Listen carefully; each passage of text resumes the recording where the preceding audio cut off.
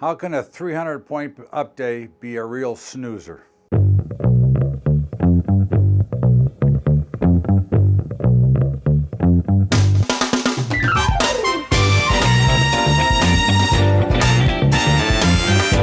What's up, everybody? Welcome aboard to Bubba's Daily Update. And of course, the markets were up 300 points and they were a real snoozer. There was no volume, there was no volatility, there was nothing going on. It was a market that opened higher last night, grinded higher throughout the day, and basically closed on or near the highs. There was one attempt at a sell-off early in the day, but at the end of the day, it just lollygagged its way to the highs. It was as bad a day from a trading standpoint for traders because, again, traders depend on volatility and volume. We had neither.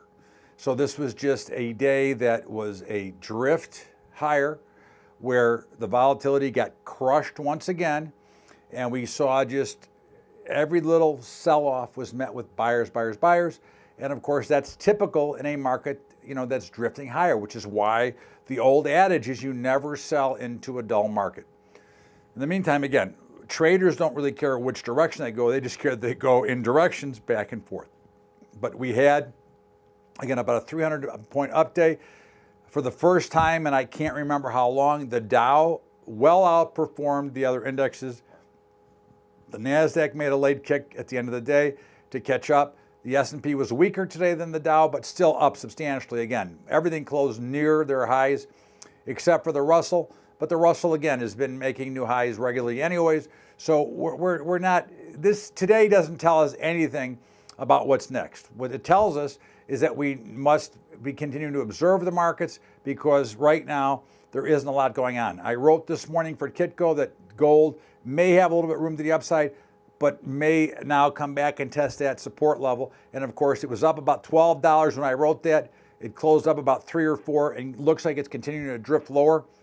Oil had one big sell-off, like about $1, and then all of a sudden, boom, and it closed up on the day over 74.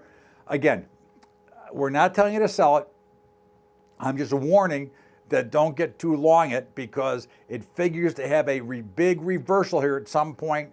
And it's, again, we took our bath. And I'm not, again, I'm not getting back in. I'm in small.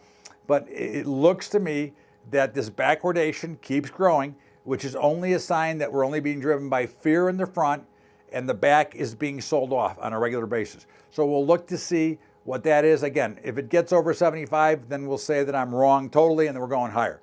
I don't know if we'll get there, but we'll continue to watch for that. Grains were under heavy pressure again today. Now, after the big rally on Friday, a little bit of selling wouldn't have been a surprise, but they were down quite a bit. But again, real lack of volume. So one of the things we do understand is that equities will drift higher when there's no business. Grains and most commodities will drift lower, which is kind of what we saw in the overall action today. Meats were kind of mixed, but we're very comfortable with cattle, both fats and feeders. Feeders, as long as they stay above 150, they're going to get to 155, maybe higher. Fats, as long as they stay above 105, we're going to get to about 110, 112. So we're going to look for that. Hogs look to be in trouble, but I don't think so. I think you'll probably see in the next couple of days an announcement about the trade wars, which I think caused some of this selling because a lot of the weak hands, the weak longs are always easy to shake out of a market, or the weak shorts. In this case, it was the weak longs. So we'll continue to watch that action. And of course, you've got the Supreme Court announcement tonight, which should have no effect on the markets. But again, you do have the announcement tonight. I think it'll be probably Kavanaugh, but we'll see how it plays out. I'm not making a real prediction. It'll be him or the